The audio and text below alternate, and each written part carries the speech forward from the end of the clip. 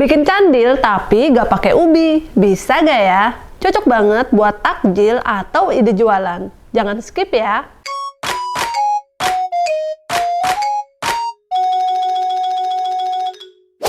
Assalamualaikum teman Taehyun. Pengen bikin candil yang legit, lembut dengan kuah yang kental gurih? Teteh bakalan kasih tips rahasianya biar kalian bisa berhasil bikin di rumah ya. Tapi absen dulu, kalian dari daerah mana aja nih? Sebelum kita mulai jangan lupa like dan share biar Teteh makin semangat ya. Yuk kita mulai. Oke teman-teman, untuk bahannya juga simple banget. Bahan utamanya yang pertama ini ada tepung ketan, terus ini ada gula pasir sekitar 1 sendok makan, ada garam nanti untuk masak si kuah santannya. Santannya Teteh pakai santan yang instan yang kecil ya. Sama ini ada gula merah, daun pandan biar wangi, dan ini air ada 3 wadah. Jadi yang ini untuk tepung ketan, terus ini nanti untuk santan, sama ini untuk rebus gula merah. Detail resepnya kalian cek aja di kolom deskripsi. Ini tuh bikinnya gampang banget, bahannya juga mudah didapat. Oke, sekarang Teteh mau ambil tepung ketannya, dan sekarang langsung kita ulen untuk tepungnya ya. Oke, langsung aja kita siapin tepung ketannya. Nah, tepung ketannya sebelum kita ulen, kita ambil dulu sekitar 3 sendok makan. Jadi ini fungsinya nanti untuk pengental dari si bola-bola candil ketannya ya. Kita ambil 3 sendok makan. Habis itu baru kita tuangkan air. Kita tuangnya juga sedikit-sedikit, jangan langsung dituang semuanya. Ini untuk airnya Teteh pakai air yang suhu ruang aja ya. Sedikit dulu, aduk dulu dengan spatula sebelum kita ulen dengan menggunakan tangan. Nah, untuk tepungnya ini pure pakai tepung ketan, nggak ditambah gula di adonannya, karena nanti kan kita akan masak dengan gula merah dan sedikit gula pasir ya. Jadi kita fokus dibikin bola-bola dulu untuk si tepung ketannya, tuangnya sedikit-sedikit. Nah, kalau udah seperti ini, kita bisa ganti ulennya dengan menggunakan tangan. Sekarang kita ganti ulen pakai tangan. Ini kita sisihkan aja ya. Teteh mau cuci tangan dulu, karena kan tadi habis megang spatula ya. Karena Teteh udah cuci tangan, langsung aja sekarang kita ulen si tepung ketannya. Jadi selama dia belum kalis, kita tambahkan terus airnya sambil diulen seperti ini. Jadi ini tuh tahap penting banget ya. Kita tuh harus ulen si tepung ketannya sampai benar-benar kalis supaya nanti pas direbus itu gak hancur. Kalau nggak kalis nanti dipastikan untuk si candil ketannya itu bakalan hancur, jadi nggak bisa menyatu ya. Nah, ulennya seperti ini aja. Dan air juga dituang sedikit-sedikit. Tapi kalau kalian ngulennya langsung tuang semuanya, nanti susah diulennya. Untuk airnya juga nggak harus semua ya. Maksudnya tuh nggak bener-bener segini takarannya, pokoknya sampai kalis aja, karena kelembaban tepung kan beda-beda ya. Jadi kalau misalkan kita langsung tuang semuanya, biasanya tuh malah jadi kayak bubur gitu.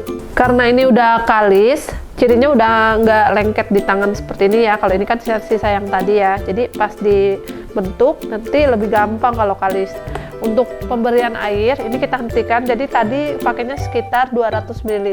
Ini sisanya nanti untuk melarutkan sisa tepung ketan yang kita sisihkan tadi. Oke, karena ini udah kalis, langsung aja kita bulat-bulatkan ya. Kita ambil sedikit, gak usah besar-besar, tujuannya biar nanti tuh gampang kita makannya. Nah, kira-kira sebesar ini, sebesar kelereng ya. Dibulat-bulat seperti ini. Lebih enak kalau ngebulat-bulat itu 2 tangan ya teman-teman. Dan lebih enak lagi nggak usah pakai sarung tangan. Soalnya kalau pakai sarung tangan itu bentuknya suka kurang mulus. Pokoknya bener-bener bulat. Oke, sampai seperti ini.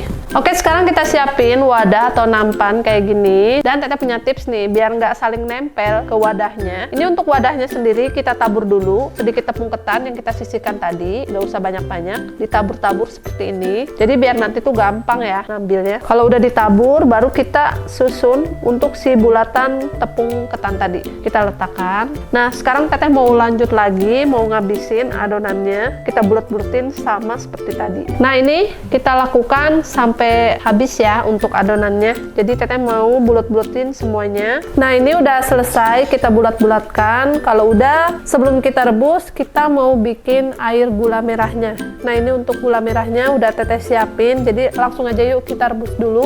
Oke, untuk masak gula merah, pertama kita siapin saucepan. Nah, ini untuk saucepannya Teteh pakai saucepan dari Idealab ya. Dia udah lengkap sama tutupnya seperti ini. Terus tutupnya itu bisa hemat tempat karena bisa berdiri seperti ini.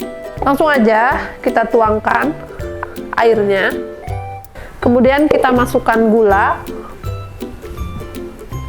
Lalu kita nyalain api kompornya, dan ini kita masak sambil terus diaduk, tujuannya biar nggak gosong ya. Ini kita masak sampai gulanya itu bener-bener larut ya. Lihat deh teman-teman, ini untuk gulanya udah larut. Karena udah larut, matiin aja apinya. Dan buat yang penasaran, ini Teteh pakai spatula dari Idea Lab ya. Jadi spatulanya ini dia itu udah satu set, lengkap banget. Dan nggak cuman itu aja, spatulanya juga tahan panas. Makanya dari tadi sambil terus diaduk-aduk seperti ini, dia nggak meleleh. Karena ini sudah larut, langsung aja diangkat. Oke, sekarang kita siapin wajan, terus kita masukin gulanya ya. Sebelum kita tuang, ini kita saring dulu, tujuannya supaya nggak ada yang berbulir-bulir. Biasanya kan gula itu suka kotor kadang ya. Kalau udah disaring, kita masukin bola-bola candilnya. Ini posisi apinya belum Teteh nyalain ya. Ini kita masukin semuanya. Di sini Teteh masukinnya satu-satu seperti ini, biar bentuknya tetap bagus ya. Kalau kita langsung brut gitu, biasanya suka penyok-penyok. Oke, kalau udah, langsung kita nyalain apinya. Jangan lupa tambahin daun pandan biar wangi. Dan ini kita masak sampai mendidih. Kalau belum mendidih, jangan diaduk-aduk dulu ya. Jadi kita tunggu sampai bener-bener mendidih.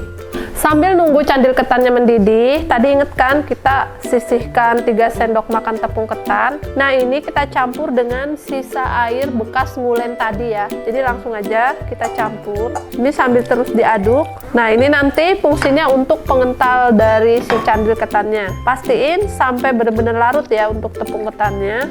Nah kalau udah larut seperti ini udah bisa digunakan ya. Kalau sudah mendidih seperti ini bisa kita aduk ya. Jadi pastiin pada saat kita akan mengaduk itu harus tunggu sampai mendidih. Jadi kita tunggu candilnya sampai setengah matang. Tujuannya biar nggak saling menempel satu sama lain.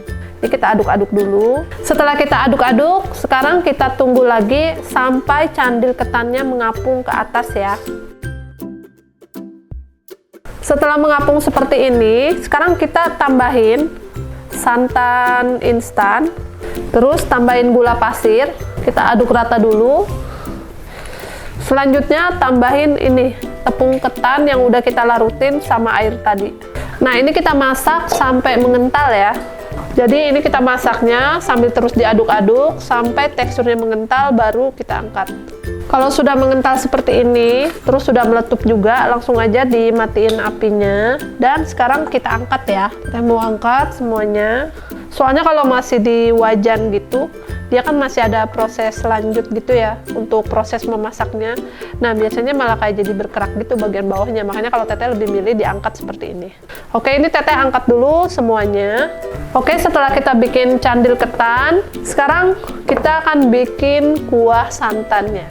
Oh ya, buat yang penasaran, tadi Teteh bikin candilnya pakai wok dari Idea Lab ya. Ini sama kayak saucepan tadi, udah ada tutupnya. Tutupnya juga sama, bisa berdiri seperti ini. Dan untuk diameter dari woknya sendiri yaitu 32 cm, sudah anti lengket. Handle-nya juga enak banget, udah ada 2 seperti ini. Yuk samaan ya. Oke, selanjutnya kita akan bikin kuah santan gurih ya. Siapin dulu saucepannya. Langsung aja kita nyalain apinya. Nah, Teteh punya tips nih buat kalian yang suka masak santan pecah. Jadi kalau Teteh biasanya tuang dulu air, terus kita masukin daun pandan, tambahin garam. Aduk-aduk. Ini kita tunggu dulu sampai mendidih. Nah, kalau airnya sudah mendidih seperti ini, langsung aja kita masukin santannya. Aduk rata. Udah, langsung aja dimatiin apinya. Santan kita udah jadi ya.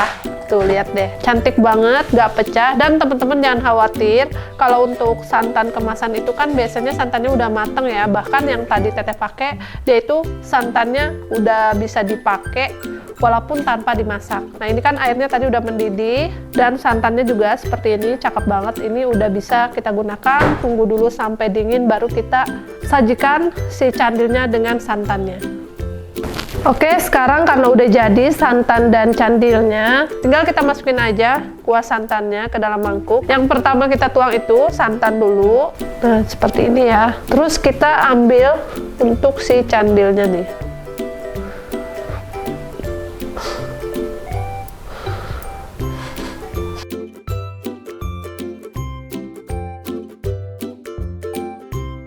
Oke, untuk ide jualan bisa juga santannya dipisah ya. Kebetulan Teteh punya nih untuk wadahnya. Jadi pertama kita masukin dulu candilnya.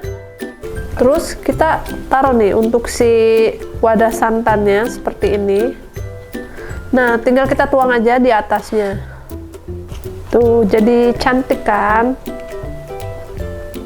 Oke deh teman-teman, ini dia untuk hasilnya, dapat 4 cup ya, bisa dilihat sendiri. Ini yang ukuran 400 ml, terus ini juga yang ada tutupnya, dan ini yang disajikan di mangkuk. Dan teman-teman, ini untuk rasanya sendiri, rasanya tuh enak, manis, teksturnya itu kenyal, legit, lembut, apalagi dipadukan dengan kuah santan, rasanya itu jadi lebih enak, ada sensasi gurih-gurihnya. Tapi kalau misalkan kalian nggak boleh makan santan, kalian bisa ganti aja dengan fiber cream ya. Terus bisa juga pakai susu evaporasi. Oke deh teman-teman, gimana? Ternyata gampang banget kan cara bikin candil ketan dengan kuah yang super gurih ini. Jadi kalau kalian tertarik, jangan lupa cobain di rumah. Dan kalau udah berhasil, jangan lupa kabarin Teteh di kolom komentar ya. Terima kasih udah nonton video ini sampai selesai. Sampai jumpa di video berikutnya. Wassalamualaikum.